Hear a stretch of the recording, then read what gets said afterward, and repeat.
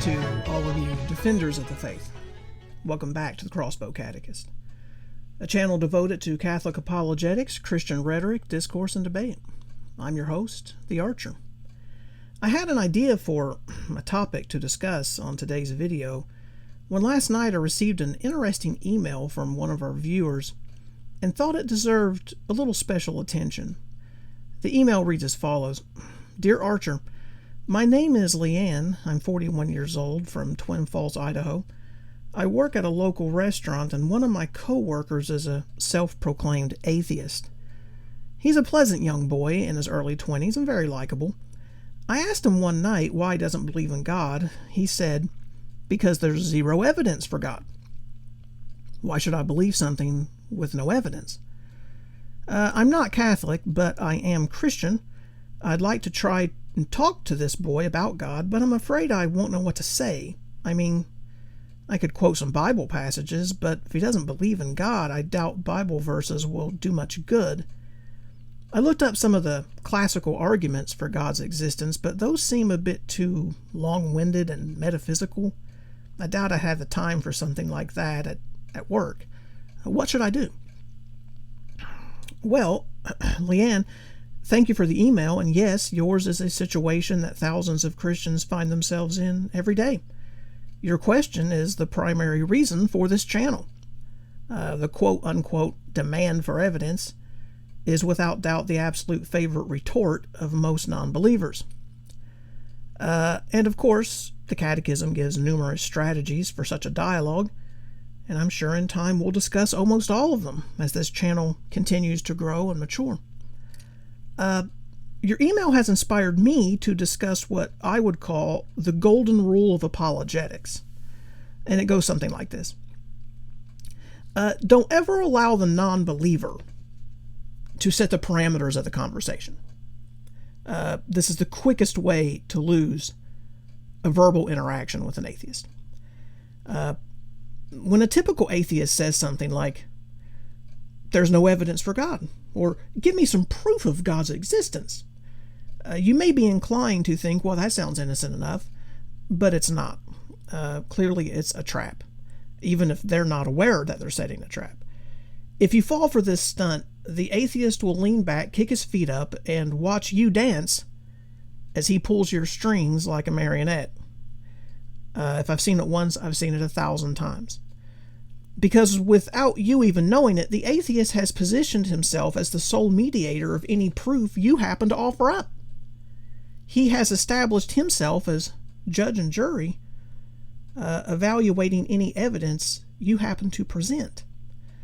Instead of falling for that old trick, you must force the atheist to defend his worldview just like you. And this is the golden rule. The proper response to the non-believer's request for evidence is something like this. You say, proof of God is not the question. The question is, what best explains our reality, theism or atheism? What best explains life on this planet from non-living material, theism or atheism?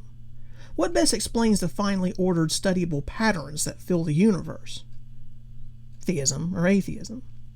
What best explains the breathtaking complexities of life on this planet, theism or atheism? You get the idea. And to these type of questions, theism wins every time. The non-believer is now forced to give an account for these things based on his worldview, and he has nothing. The only answer he can possibly have for these questions is, at best, random cosmic chance, and that's incredibly unlikely. If nothing else, the staggering odds of such things happening in the physical world without any outside help or influence are so catastrophically against the odds, it makes the atheist worldview appear laughably implausible.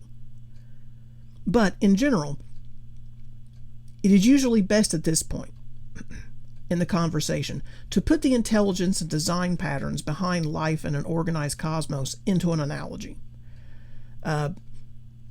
Anything you can put into a story is really effective. A simple metaphor often goes a long way in making the non-believer's God-less worldview look downright absurd and pathetic. If we shrink the scale of the matter being discussed, we will immediately expose the atheist as a fraud. Here's a good anecdotal metaphor to use in your situation. Say you and I are walking along the seashore one evening, down the beach. We walk up to a large message written in the wet sand.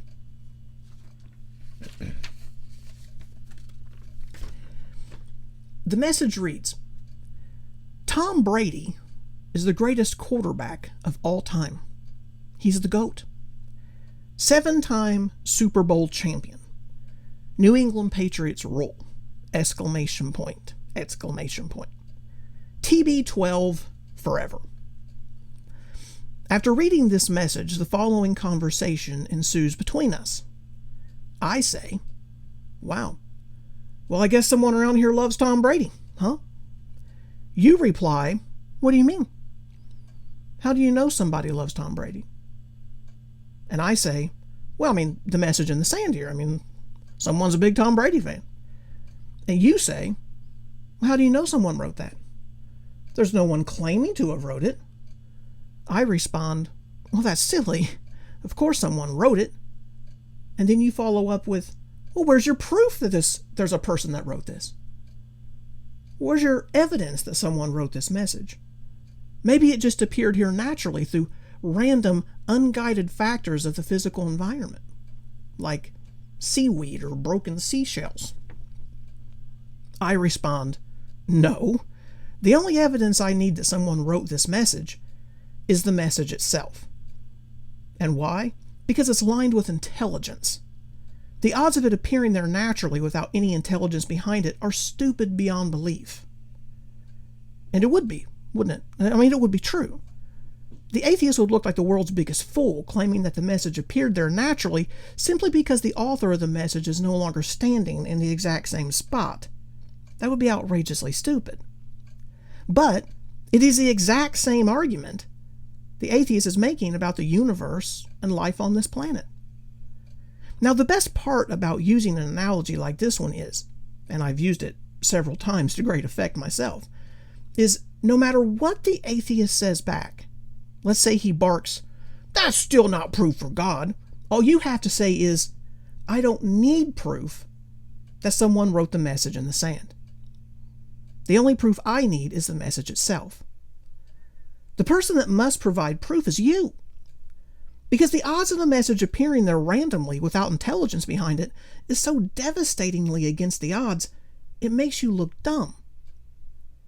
The odds of the universe coming into existence filled with mathematical patterns of understandability without outside help is even more against the odds than the message appearing there in the sand without help. If you follow this formula and commit it to memory, you will always defeat your interlocutor. If nothing else, you won't lose. All you have to do is say that one sentence over and over. This is where establishing the little story, the little anecdote, helps so much. Because the atheist is going to try to get the subject matter back to big things, like evidence for God and all of this. But if you keep it small on the micro, by always referring back to something like a message in the sand, then the atheist is trapped, because now his worldview, when shrunken down to a more understandable scope, looks dumb. The atheist will cry about it, sure, but if you just keep referring back to the message, "I don't need proof that someone wrote the message in the sand. The only proof I need is the message itself." By using this analogy, you bring the finely tuned cosmos down to a more relatable level. The atheist sounds like an idiot every time you use it.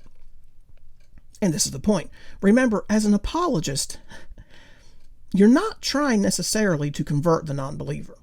That will come later, and probably by someone else. All you're simply trying to do is win the exchange and make his God-less worldview look silly. Defeating the atheist in the exchange may give him permission to accept the gospel the next time it's presented to him. Well, Leanne, I hope that helps. I'm sure we'll discuss this topic in much greater detail in future episodes. But now let's move on to our J1Q segment. Our just one question for today comes from Orlando. He writes, "Hey Archer, I have a nephew that always says religion has a propensity to lead to violence, like terrorism and the 9/11 attacks. What do I say to him?" Well, Orlando, I'd probably say that yes, sometimes religion is hijacked by bad people looking to do bad things. But this has nothing to do with the truth of religion still being true. Albert Einstein's physics was used to build and develop atomic bombs that killed millions of innocent people. But does that make Einstein's physics now wrong? Or somehow no longer true? No, of course not. And if he wants to debate which ideology is responsible for more death and butchery in our world, well, believe me, secular atheism wins hands down. In the last century alone, secular societies attempting to remove God and religion from their populations murdered more innocent people than all the wars in the history of the world combined. Let me say that again. Every war throughout history, all the dead combined, don't equal what happened in secular cultures in 1 century. Nazi Germany, about 8 million people murdered. Pol Pot's Cambodia, about 11 million people murdered. Red China, about 60 million murdered.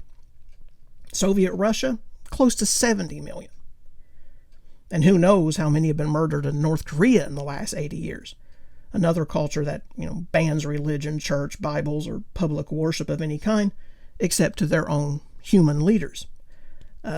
No, so secular atheism is responsible for far more violence and murder than every religion known to man combined. And when I mention these murders, these aren't wartime deaths. These are murders within those countries by civilians. So my guess is he won't argue much after that. Well, thank you, Orlando, for the question, and thank all of you for listening to the Crossbow Catechist. Remember, keep practicing, and this is the Archer signing off. So until next time, may the Holy Spirit of God fill your life with grace. Bye-bye.